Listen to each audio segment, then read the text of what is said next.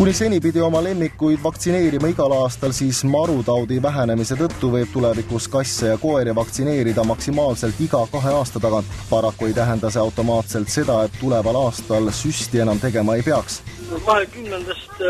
juulist on nüüd uus seadusesäte, et tuleb marutaudi vastu vaktsineerida vastavalt siis konkreetse marutaudi vaktsiini originaaljuhendile. Et see tähendab maakeeli seda, et inimesed peavad siis veenduma, et on kas 1 aasta vaktsiin või 2 aasta vaktsiin?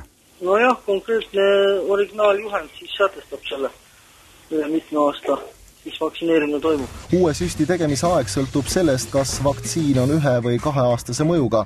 Kuigi eeskiri seda otseselt ei nõua, soovitatakse mõningaid lemmikloomi marutaudi vastu ka edaspidi igal aastal vaktsineerida. Teenistuskoerad, jahikoerad, nendel ikkagi võiks jääda see iga-aastaselt ja loomulikult on siis sõltuvalt ka episootilisest olukorrast, kuidas kuskil piirkonnas marutaudialane olukord on.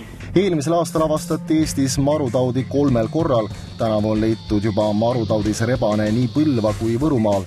Marutaud on loomade ja inimeste ägedakujuline närvisüsteemi kahjustav viirushaigus, mis lõpeb alati surmaga.